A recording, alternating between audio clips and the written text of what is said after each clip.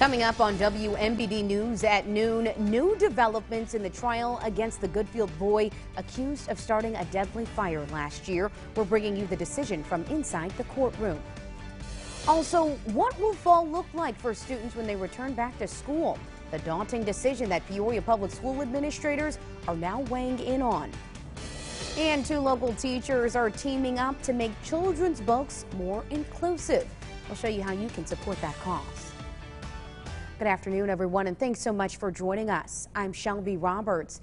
We've got some developing news out of the courtroom involving the Goodfield boy accused of starting a fire that killed his family in April of 2019. Now, just about an hour ago, we learned that 9-year-old Kyle ALWOOD was found unfit to stand trial. And according to Judge Charles Feeney of the Woodford County Courthouse, ALWOOD is not likely to gain fitness to stand trial in the next year. Now, this news comes after the judge read the fitness evaluation completed by a doctor. Both the defense and state are requesting a discharge hearing now. A case management hearing will be held in August before that can move forward. That 2019 fire took the lives of 5 people. That included 69-year-old Catherine Murray, 34-year-old Jason Wall, 2-year-old Damian Wall, 2-year-old Rose ALWOOD, and 1-year-old Ariel Wall. We will continue to have more news and updates at this afternoon. Peoria Public School administrators have decided to revisit the return to school plan as coronavirus concerns continue. They came to that decision at last night's meeting. And WMBD's Treasurer Roberts explains why the plan is now posing a daunting task for board members. With an unpredictable year ahead, Peoria Public School leaders say they're playing it safe. Balancing the guidance for the safety of all still remains a top priority. June 22nd, a majority of the school board approved a hybrid learning model for the fall semester. Under it, students will rotate in-person learning days and virtual learning days throughout the school week. This decision revving up emotions in some households. Marie Lindahl, a teacher and parent, says her child struggles socially, adding being out of school has impacted her mental health. She was to a point where she was so down that she asked me to take her to Methodist. Other parents approached the board Wednesday night saying in-person learning is imperative. We really need to consider all students and how they learn, and virtual is very difficult for people. The district superintendent pointing out we're in the thick of a pandemic, saying we can't have everything we want. We have to remind ourselves that this will not be a normal year as we know it. School board members say rounding out the hybrid plan is a daunting task. They say they'll continue to iron out the details so parents know what to expect in the fall.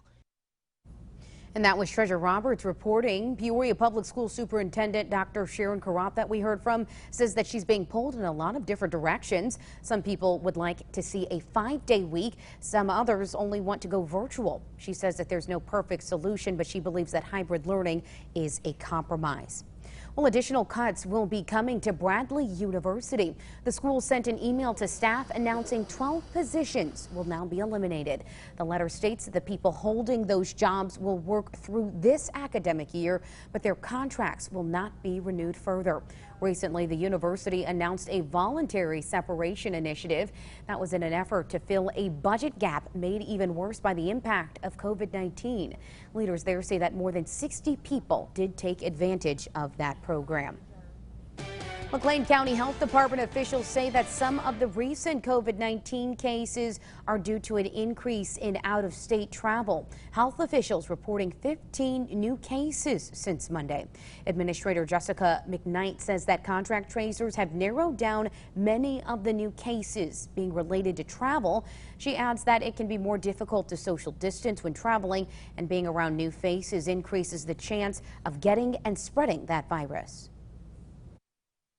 If anyone has been traveling to those areas, we encourage you, or in gatherings of people outside of your household where you weren't able to social distance, think about getting tested between 5 and 7 days after a gathering, or, again, monitoring yourself for symptoms.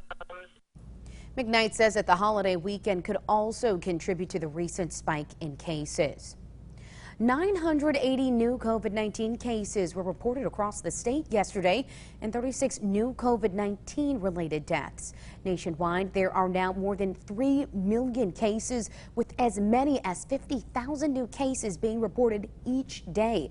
Now, yesterday, Governor J.B. Pritzker testified before the U.S. House Committee on Homeland Security about the state's response.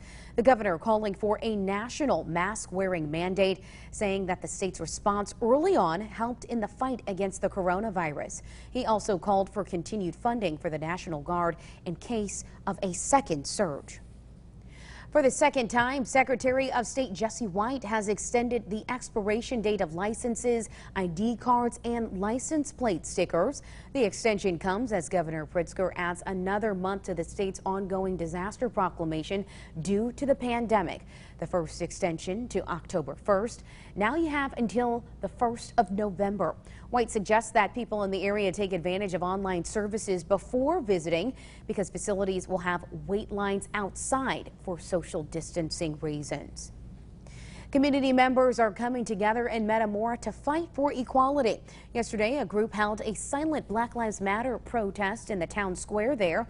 Dozens of people came out, a few of them with signs, all listening to people of different races speak about their experiences with direct and indirect racism. The organizer, Grace SALVANS, says that she wants people in the community to recognize racism and learn ways to make change. In our community, there is a lot of racism, whether it's direct or indirect, and I think a lot of it is based off of ignorance. So my hope today was to educate our community on how to be real allies and actually make change rather than just say you want change and do nothing. SALVANS also says she wants community members to vote as a means of sparking change. She says by voting for those who advocate for change, there's one step closer to making it all happen. Now to the Twin Cities. Electric car company Rivian is requesting town leaders in Normal let the company build 2 additions to the plant. The company is looking to add 262,000 square feet to the battery shop, as well as 210,000 square feet to the body shop. The town's planning commission is meeting tonight to vote on that issue. Then it's up to the town council. Rivian leaders say if approved by both, they expect to have those expansion completed by January of next year. We are your local election headquarters. The battle for Bloomington's Ward 5 is now on. This comes after a Unit 5 teacher announced that he's running for the position. Patrick LAWLER says that he is the best person for the job. That seat has been held by Johnny Painter since 2014, but she has not yet announced if she'd like to stay on the council. LAWLER says he wants to tackle issues that affect the people in Ward 5 that he believes have been overlooked. I feel like I've had an inside look into the issues that families in our community have to deal with. And too frequently, it seems like their concerns and their day-to-day problems aren't dealt with urgently enough. It's time for me to move my service beyond just the classroom and the walls at Normal Community High School. It's time to serve all of the people that live in Ward 5. And it does appear that he's being endorsed by current council members. On Facebook, Councilwoman Jen Carrillo commented, quote, "Hope Johnny Painter is watching," end quote. Jeff Preble also commented saying, quote, "You got this, Pat," end quote. Well, teachers at a Bloomington elementary school are teaming up to increase diversity in children's books. The 2 teachers at Irving Elementary School have created a book of their own. It's called Deshawn's Story. Now, this story highlights an African-American child that finds happiness and friendship through music. The idea was sparked when one of the teachers, Karen Odmage O'Shea, says that she was appalled at the lack of minority representation in books that she was reading in class. I was realizing that I don't have enough books that feature my African American students and my Hispanic students. And a lot of the books that I have, I felt were outdated in their language and depiction of minorities. And that book is available on Amazon right now. You can find how to get your own copy on ciproud.com. Still ahead, a Peoria businesswoman is pushing through a series of hurdles to stay in operation. I'm sharing how she's making it happen and her message of unity in this week's Open for Business.